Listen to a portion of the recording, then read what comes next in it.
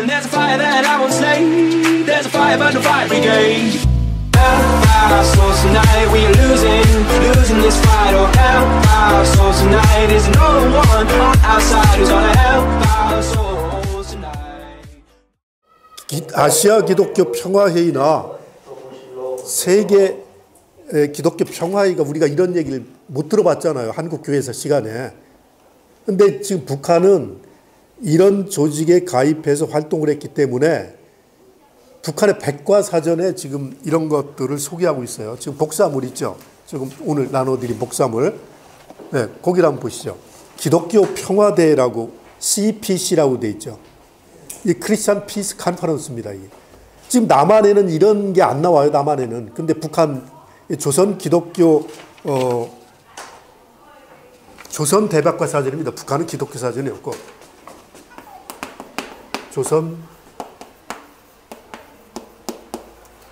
조선 대백과 사전은 뭐 30권인가 이렇게 됐어요. 그 중에 이제 이게 들어가 있는 거죠. 이런 것들을 봐야 이 시기 북한 교회의 모습을 볼 수 있다는 얘기죠. 모든 기독교 신자 대표들의 평화운동의 조정기관 제1차 기독교 평화옹호대회는 1958년 체스코니까 체코입니다. 체코의 프라하에서 열렸으며 그 사업은 1년의 나라 교회 대표들의 참가 밑에 1959년과 1960년에 걸쳐 진행되었다. 그 다음 단계로 진행된 기독교 평화옹호대회에서는 평화와 사회적 정의를 위한 투쟁에서 모든 기독교 신자들의 종교활동을 연합할 것을 목적으로 기독교 평화대회의 조직에 관한 결정을 채택했다. 여기에 채택된 규약에 의하면 이 기구는 평화의 공고화, 전반적이며 완전한 군비 철폐, 모든 국제 분쟁 문제들의 평화적 해결, 평화적 공존의 원칙에 기초한 모든 인민들의 협조, 새로운 국제 경제 질서의 수립, 모든 형태의 제국주의의 표현 및 인종주의와 인종격려 제도의 반대를 목적으로 한다. 기독교 평화대회의 성원으로는 이 기구의 목적에 공감하고 규약을 승인하는 교회, 기독교 조직, 기독교 그룹바, 기독교 그룹 같아요. 개별적 인물이 될 수 있다. 대회에는 72개 나라의 기독교 조직들과 지역 기구들이 참가했다. 기독교 평화대회의 주관하에 아세아, 아프리카, 라틴 아메리카 및 카리브 지역의 지역적인 기독교 평화대회가 조직되었다. 자, 72개 국가의 기독교 기관들 또는 개별 인사들이 참석하니까 굉장히 큰 회의였죠. 이 회의가 1958년 프라하에서 처음으로 열리는데 이 평화회의를 조직한 사람이 로마드카라고 그랬죠. 그 체코의 신학자 로마드크가 이 평화회의를 주도했다. 그러니까 지금 이때 WCC는 평화운동을 못하고 있었어. 이때 평화운동을 한 건 이 CPC, 기독교 평화회의가 평화운동을 했던 거죠. 예. 이 기독교 평화회의는 처음에는 완전히 좌파 사람들이 주도한 게 아니었기 때문에 뭐 독일의 신학자도 가고 뭐 유럽의 신학자들이 다 들어갔죠. 그래서 이 WCC에 오히려 여기를 오라고 그랬어요. WCC에 당신들도 와서 세계 평화운동에 참여해라. 이 WCC가 옵서버를 보냈어요. 옵서버를. 여기에 북한교회 대표들이 이제 이걸 이제 주목하고 있었다는 거죠. 그런데 북한 대표단도 1958년이니까 지금 뭐 조국련이 활동을 못하고 있을 때 이제 이게 있으니까 감히 내가 가보겠다는 사람이 없었겠죠. 이때 지금 그 조국련을 이끌고 있던 사람이 이 평화회의를 이끌고 있던 사람이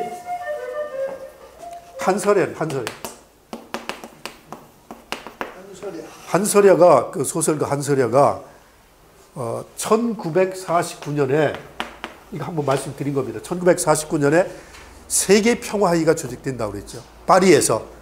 파리와 프라하에서 1949년 봄에 세계 평화회의를 하기로 했는데 여기 이제 피카소라든가 뭐 아주 그 서방세계 이름난 사람들이 참석하는데 공산권 국가 대표들까지 오니까 불란서 정부가 공항에 도착한 공산권 국가에서 온 사람들은 비자를 안 내줬어요. 그래서 전부 돌아가게 돼서 그 사람들은 어디 프라하로 갔다 그러죠. 프라하. 그러니까 파리에 온 사람들은 파리에서 결성식을 하고 비자를 못 받은 사람들은 프라하로 가서 이 그 세계 평화회의를 설립하는 거죠. 따로따로 설립하는 거죠. 이때 여기 파리까지 왔다가 비자를 안 내주니까 북한 대표부는 프라하로 가는데 프라하로 갔던 사람이 한설야 모스크바 대학에서 유학하고 온 박정혜, 이거 여성이죠. 그 다음 미국 유학을 다녀온 김창준 목사, 이 세 사람이 이제 이 대에 가는 거죠. 이 대, 프라하에서 이 대가 열리는데 전 최근에 이 사진을 봤는데 이 회의에 누가 또 참석하냐면 미국에 있는 현 앨리스라고 하는 여성이 참석해요. 현 앨리스는 일찍이 그 하와이에 가서 그 하와이로 이주한 그 교포들의 생활을 돌보면서 목회하고 있던 현순 목사 딸이에요.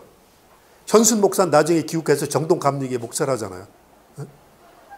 그러니까 정동 감리교회 목사면 한국 교회의 대표적인 지도자죠. 이 사람의 딸이 현 앨리스인데 아들도 있고 딸도 있는데 현 앨리스가 미국에서 노동운동을 했어요. 좌파운동을 했죠. 좌파운동을 한 인물인데 마침 1949년 프라하에서 기독교 평화회의가 열리는데 이 회의에 현 앨리스가 자기 미국에서 고등학교를 주로 맡은 아들 하나를 데리고 저 회의에 참석하죠. 그래서 김창준, 한설의 박정희가 이렇게 앞에 앉아있으면 바로 그 옆에 그 아들하고 현 앨리스가 참석을 해요. 이제 정식 대표인지 모르겠는데 한국에서, 북한에서 왔으니까 반가워서 찾아갔겠죠. 근데 이 사람들은 왜 지금 현 앨리스와 아들은 여기 갔느냐?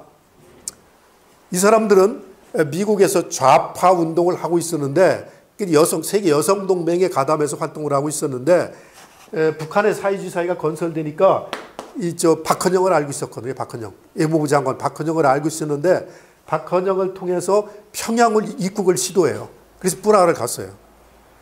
프라하를 가서 프라하에 있는 북한 대표부의 북한 대사관에 우리가 지금 평양을 가고 싶다 신청을 했는데 현 앨리스는 비자를 받았는데 아들은 비자를 못 받아요. 이게 북한에서도 저 뭐 고등학교 가짜로 맡은 애가 더군다나 미국에서 공부한 애가 저 평양 온다니까 뭐 자기들도 쟤를 어떻게 해야 될지 몰랐겠죠. 그래서 현 앨리스는 활동을 안 하니까 현 앨리스에게만 비자를 줘서 아들은 프라하에 남아서 어떻게 해서 프라하에서 의대를 마쳐요. 의사가 되고 이 현 앨리스는 평양으로 갔다가 1953년인가요? 박헌영이 이제 숙청당할 때 같이 숙청당하는 거죠. 이때 1949년에 미국에서 활동하다가 북한에 갔던 이경선 목사, 이거 감독이 목사인데 이런 사람들이 다 숙청당해요. 자, 숙청당하고 나서 이제 어머니가 이제 거기서 죽었겠죠. 죽고 나서 그 소식을 프라하에 있는 북한 대표부가 이제 들었을 거 아니에요. 이 북한 대사관에서는 여기 지금 그 조선놈 하나가 프라하에서 의대를 나오고 이제 의사를 지금 하려고 이제 개업 준비를 하고 있는데 이제 결혼까지 했어요. 프라하 여성하고. 근데 저게 이게 지금 제 어머니가 간첩이다. 응? 이제 미제 간첩이다. 박헌영하고 같은 동숙이라 그래서 우리한테 지금 그 처형당했다. 그 아들이 지금 프라하에 있는데 이놈도 미제의 간첩일지 모른다 하고서 이제 고자질을 한 거죠. 프라하 정부가 그 얘기를 듣고 북한 뭐 얘기를 믿을 수밖에 없잖아요. 그래서 이 현 앨리스의 아들을 추방령을 내렸어요. 이제 의대를 갓 졸업받고 프라하 여성하고 결혼해서 이제 개업을 하고 있던가 그런 찰나였어요. 그러니 이제 미국은 못 가는 거죠. 미국에 이제 그 50년대 메카시 선풍이 불고 있으니까 거기를 떠나왔지. 더군다나 지금 공산국가에 와 있는데 북한도 못 가지. 서울도 못 가지. 뭐 갈 때는 아프리카 나와 이런 데밖에 더 있어요. 현순 목사님의 외손자입니까? 현 앨리스의 아들이니까 그렇죠. 아들이니까 애손자. 그렇죠. 그래서 현 앨리스의 아들이 뭐 정 씨였는데 그 사람이 자살해요. 이게 남북 분단의 이제 비극이죠. 갈 데가 없어서 자살한. 예. 아니 뭐 갈 데도 없거니와 뭐 그 정말 여러 가지 갈등이 많았겠죠. 이제 거기 그 얘기를 저는 오래전부터 알고 있었는데 작년에 현 앨리스라고 하는 책이 나왔습니다. 서점에 가시면 이제 그 현 앨리스에 대한 평전이 나왔어요. 이대 교수 하나가 사학과 교수가 글을 썼어요. 한국에 나와 있습니다. 아니 서울에서 가는됐다. 작년에 책이 나왔고 기독교 사상의 서평도 뭐 몇 달 전인가 실렸습니다. 이런 일들이 벌어지고 있는데 지금 우리가 얘기하려고 했던 건 이 세계 평화회의에 이 사람들이 참석하는데 이 김창준은 1949년에 참석하고 1952년에 또 한번 참석합니다. 그러니까 뭐 비엔나, 프라하, 뭐 모스크바 이런 데서 주로 열렸어요. 여기 회의를 참석하면서 52년이니까 계속 여기 가서 그 미군이 그 미군의 폭격 문제를 제기하는 거죠. 무차별 폭격을 해서 북조선 인민들이 많이 죽고 다치고 있다. 그걸 세계 평화에 가서 이제 그 미국을 비난하는 이제 그런 발언을 하는데 그걸 김일성의 그 글에 보면 김일성이 듣고 김창준 목사는 그 미제 신학교에서 공부하고 기독교 목사인데 봐라 이 조국을 위해서 미제에 뭐를 이렇게 폭로하고 하는다. 목사도 저런 목사가 필요하다 하는 얘기를 하죠. 김창준 목사는 인정을 받은 거죠. 그런데 김창준 목사는 1959년에 사망해요. 59년에 평양에 있다가 심장마비로 사망하니까 지금 아까 저기 기독교 평화회의가 58년에 열리는데 이때는 이제 건강이 안 좋을 때니까 이 기독교 평화회의를 못 간 것 같아요. 또 북한이 이제 보내지도 않았을 테고. 김창준까지 이 기독교 평화회의를 갔다면 북한 기독교가 좀 더 탄탄하게 됐을 텐데 하여튼 김창준이 사망해요. 그 다음에 그러니까 김창준은 59년에 사망하고 한설야는 박헌영 그 숙청당할 때 같이 숙청당하고 박정혜만 끝까지 견디다가 나중에 이제 밀려나죠. 이런 식으로 이제 그 평화운동에 가담했다가 그 기독교 평화회의가 만들어지는데 북한 대표가 갈 사람이 없는 거지 이제. 북한 기독교 뭐 언어를 일단 해야 되니까. 그러다가 그 거기 보면은 기독교 평화회의에 72개국에서 참석했는데 못 가다가 아시아 기독교 평화회의가 열리죠. 아시아 기독교 평화회의가 인도 맨 밑에 지역 게릴라주라고 하나요? 그 맨 남부 지역 기독교가 많은 지역에서 그 아시아 기독교 평화회의가 만들어지죠. 그러니까 라틴 아메리카 기독교 평화회의, 뭐 아프리카 평화회의, 아시아 평화회의가 만들어지는데 그 평화회의에 1975년에 조국련이 처음으로 대표부를 파견한다는 얘기입니다. 그게 남한은 안 가죠, 그런 데를. 네. 그리고 이제 그걸 기만적 종교활동이라고 비난하고 우리는 지금 안 가게 된다는 얘기입니다. 거기 보시죠. 첫 번째 페이지 보시면 지금 복사물 김창준 목사가 나오죠. 이 김창준 목사가 중국의 정광훈 목사나 체코의 노마드카처럼 공산사회의 기독교 복음을 그 형편에 맞게 전할 수 있는 가능성이 있는 인물이었는데 북한에서는 그게 이루어지지 않았다. 그게 이제 한국 전쟁 때문에 결정적으로 그랬다는 얘기죠. 그 김창준을 보시죠.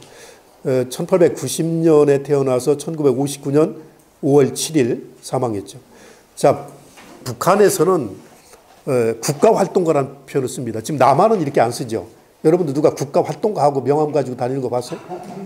이건 뭐 정치인, 우린 정치인 그러는데 국가활동가라는 멋있는 표현을 씁니다.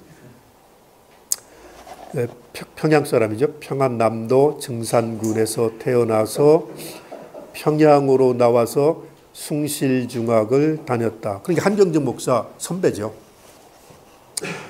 학교를 졸업한 후 다른 나라들에 가서 신학 공부를 하였다. 중국 상해에 있는 기독교 아시아 총회의 조선 기독교 감리의 대표도 했고 서울 종로 중앙교회 지금 YMCA 뒤편이죠. 목사로 활동하였으며 1919년 3.1운동에는 독립선언서를 발기한 33인 중 한 사람으로서 일제 경찰에 체포되어 서대문 형무소에서 3년간 감옥 생활을 하였다. 8.15 후 서울 장안의 종교인들로 국제교화협회를 조직하고 민주 세력을 규합하는 운동에 나섰다. 1947년 2월 기독교 내 애국적 양심을 가진 600여 명의 교인들과 함께 서울의 천교당, 시자가 빠졌습니다. 시천교 강당입니다. 시천교. 그게 지금 종로경찰서 바로 옆에. 지금 거기 왜 수은교 한 빌딩 있죠. 그 근처에 그 자리인지 모르겠는데 시천교. 그러니까 이 동학계열입니다. 예, 그게 있었는데 시자를 넣어야 돼요. 시천교당에서 남조선 기독교 민주동맹을 결성하고 흔히 우리가 기독교 민주동맹이라고 하는 거죠. 그 위원장으로 선거되었다. 1948년 4월 위대한 수령님께서 보내주신 남북조선 정당사회단체 대표자 연석회의의 초청장을 받고 평양에 도착했다. 이때 이 초청장은 기독교 민주동맹 대표 자격으로 받았습니다. 이때 이제 김구 선생도 평양에 가고 김규식 박사도 가고 가는데 그러니까 전조선 남북조선 정당 사회단체 대표자 연석회의입니다. 전조선 정당 사회단체 대표 연석회의. 지금 사회단체 대표로 간 거죠. 뭐 김구나 이런 분들은 뭐 그 정당 대표라고 할 수 있겠죠. 이때 몇 명이 그 가는지 기억하시나요? 15명이 갔습니다. 이거 못 가게 이제 굉장히 그 남한사에서 반발이 많았는데 하여튼 그 가게 됐죠. 이때 이제 갔는데 보세요. 초청장을 받고 평양에 도착하였으며 어버이 수령님을 만나 뵈없는 영광을 지니게 되었다.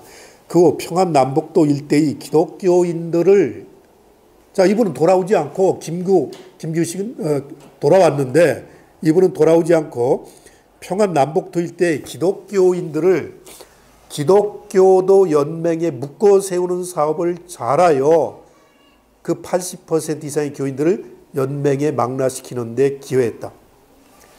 그러니까 지금 월북해서 북한의 기독교인들이 조국련에 가담하도록 하는 일을 했다는 얘기입니다.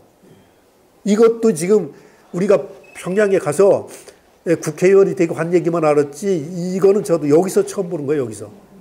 조국련과 김창준이 어떤 관계를 맺었는지를 문서가 없었는데 여기서 지금 이걸 알려주는 거죠. 근데 북한에 갔는데 거기는 지금 그 막시즘의 토대를 둔 사회주의 국가를 건설하는데 김창준 목사도 1930년부터 막시즘의 글을 가장 먼저 쓴 사람입니다. 막시즘을 비판하는 글을 썼죠. 1930년 초에. 그런데 그래서 1949년 2월 내각 직속 간부 학교에 들어가서 소위 내각 직속 간부학교에 들어가서 막시즘을 공부하는 거겠죠. 여기서 1년 동안 공부를 하고 나와서 새 사람이 돼서 나왔다 이 얘기를 합니다. 그렇겠죠. 뭐 완전히 이제 뭐 이때 김창준은 이제 나이가 60이 넘었는데 이제 나이 들어서 북한 사회가 지향하는 바를 교육을 통해서 확실히 이제 알게 된 거죠. 그리고 나서 거기 보세요. 뭐 직책이 뭐 그 남조선 제 정당사회단체 협의체 부서기장 뭐 조국통일민주주의 전선 중앙위원회 초대 서기국장, 의장 그리고 전쟁 시기와 전후 시기에는 세계 평화대회 조선 대표로 참가했다. 이게 지금 중요한 거죠. 세계 평화운동이 동유럽을 중심으로 일어나고 있었는데 여기에 북한 대표 몇 사람이 참가해서 세계 평화운동의 흐름을 주목하고 있다는 얘기입니다. 그런데 이때 이 노마드카의 이 운동에 일본 사람들은 참석해요. 일본 사람들은 참석하고 노마드카가 60년대에 이 사람들의 초청으로 일본도 방문합니다. 그리고 그러니까 그 기독교 평화회의에 가서 이 주류가 크리스천 막시스트 대화인데 이 모임에 갔던 일본인들이 중국 기독교, 중국 대표도 왔으니까 정광훈 오고 거기서 인맥을 형성한 다음에 1959년인가에 일본 기독교 대표단이 한 20명이 북경을 방문합니다. 중국 기독교를 방문하기 위해서 일본 기독교 대표단이 1959년이던가 그래요. 중국을 방문해요. 우리 같으면 상상도 못할 일을 하는 거죠. 근데 일본 기독교도 그 논문을 보니까 반대가 많았어요. 왜 거기 빨갱이 교회에 있는데 뭐 가느냐 하는데 이 사람들은 갔던 거죠. 아니 그게 정말 진짜 교회인지 또 어떤 어려움을 겪고 있는지 또 우리가 대화할 기회 있는지 가야 된다고 간 거죠. 근데 그런 건 우리나라에 알려지지가 않았죠.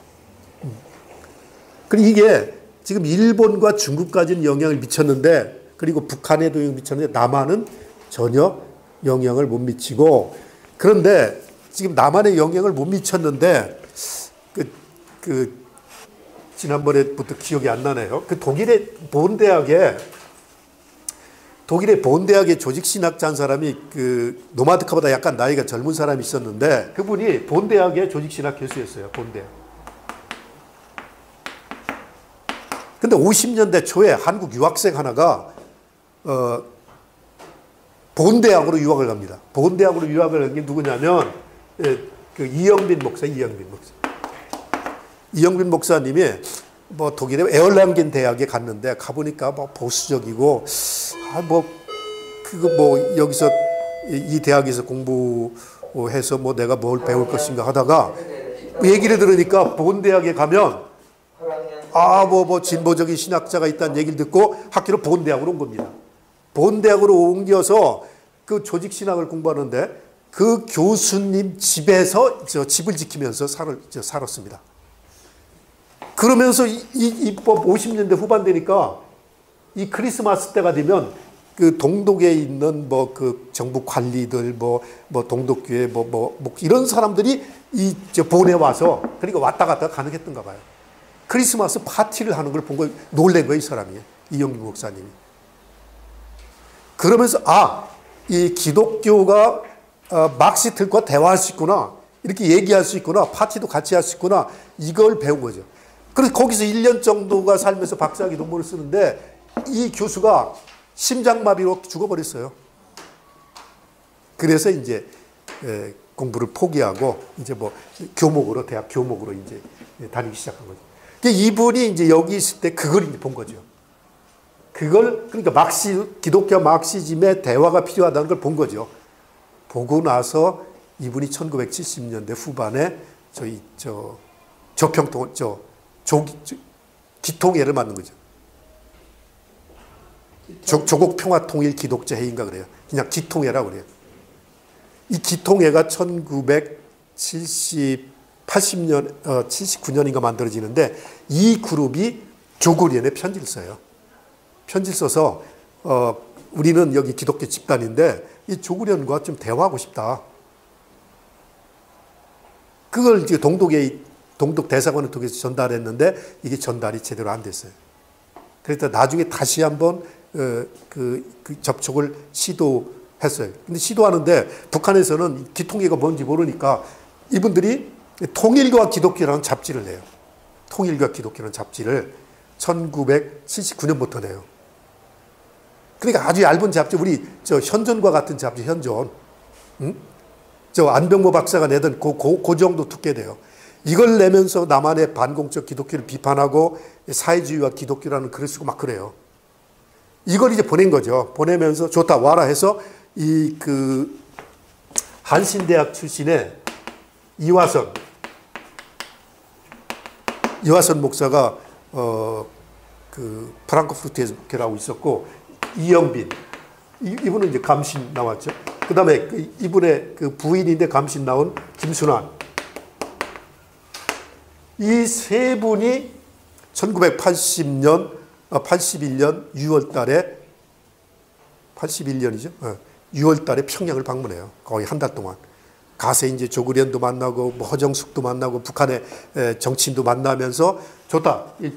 조국 통일을 위한 대화를 하자 해서 조국 통일을 위한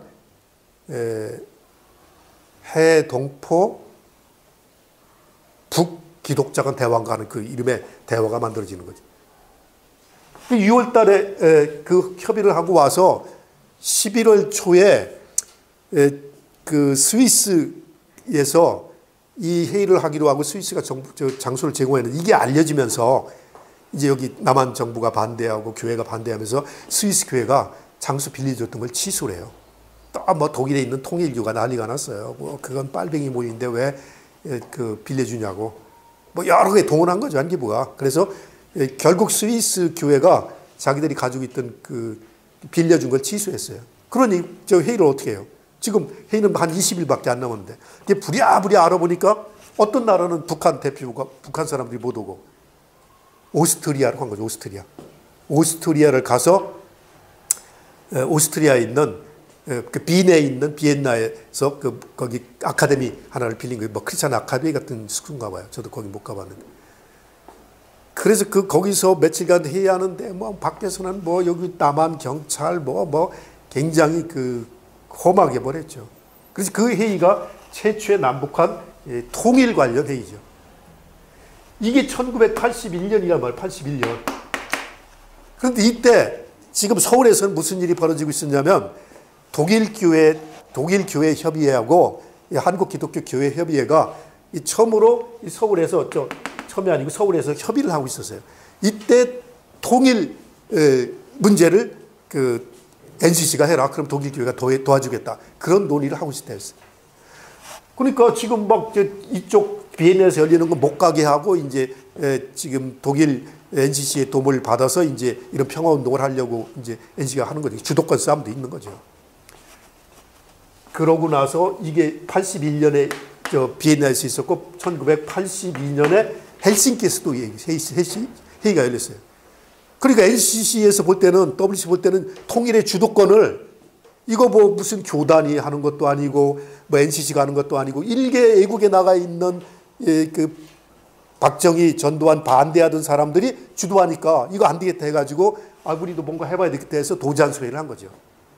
1984년이죠. 그러니까 비엔나 회의의 영향을 받아서 충격을 준 거죠.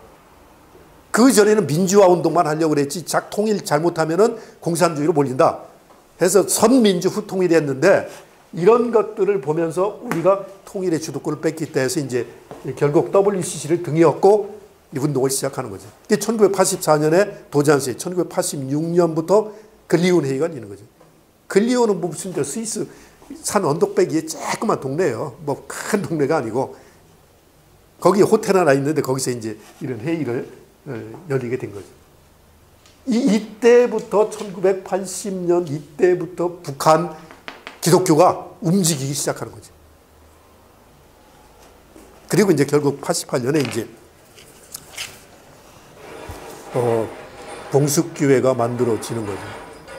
80년대가 이건 남한 기독교나 북한 기독교에서 가장 창의적이고 가장 활발했던 그런 시기였어요. 남한도 지금 선교 100주년을 맞이한 게 1984년, 85년에 아주 남한 기독교의 힘이 하늘을 찌르는 것 같았습니다. 뭐 문만 열으면 교인들 수시로 들어오지, 교회 돈 많죠. 뭐 한쪽에서 민주화 운동하죠. 한쪽에서는 뭐 대부흥 집회하죠. 여의도 광장에서. 가장 그 한국 기독교가 가장 그 활발하게 활동한 1980년대에 있는데 북한도 그랬다는 얘기입니다. 1980년대 초부터 성경 찬송가 간행하죠. 평화의 여기저기 막 다니죠. 이게 노동신문에 나죠. 그러다가 88년에 봉숙교회 뭐 장충성당 만들어지죠. 남한이나 북한이나 그리고 이제 북한의 주체 사상가들이 북한식 기독교를 만들려고 이제 구상하는 것도 이제 80년 후반부터죠. 이게 남한식 기독교, 서방식 기독교는 안 되겠다 하는 고민을 한 것도 80년대 후반이라는 얘기입니다. 북한 지금 서방 기독교는 지나치게 신중심적이다.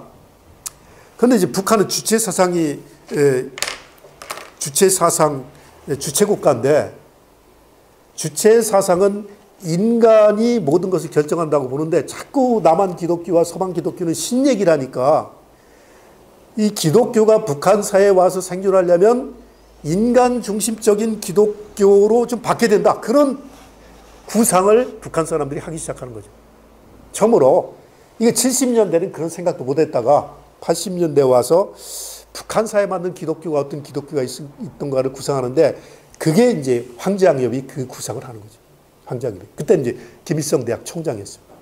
이 사람은 뭐 기독교 잘 몰랐는데 미국에 있는 뉴저지에 있는 미국 캐톨릭 대학 총장이 와가지고 하루 종일 얘기를 했어요. 그런 얘기처럼 얘기하면서 또 그 주체시장 세미나에 외국의 신학자와 목사들이 가고 그런 사람들과 조금씩 얘기하면서 공통점이 있을 수 있겠다 하는 고민을 황제양엽이 80년대 후반부터 하기 시작하는 거죠. 그 밑에 박승덕이 이제 그런 얘기를 주의 있게 이제 봤던 거죠. 그래서 이 두 문제를 결합시킨 건 박승덕이지만 맨 처음 관심을 가진 건 황제양엽이었다. 황제양엽이 남쪽에 내려와서 나는 역사의 진리를 보았다는 책을 써요. 거기에 보면 그 얘기가 나와요. 몇 줄 나오는데 그래서 기독교가 제 사상과 만나려면 북한 사회에 뿌리를 내리려면 신중심적인 관점에서 인간 중심주의로 내려와야 살겠다. 그 북한식 기독교가 될 수 있다. 그런 생각을 했다는 거예요. 그게 문장이 나와요. 황제양엽이. 예. 그랬겠죠. 철학자니까. 그리고 목사들 보고 신부들 보고 기독교가 막 그 민주화 운동에 뛰어들고 인권 운동에 뛰어들고 남미 해방 신앙이라고 하는 걸 보면서 대화의 가능성을 본 거죠.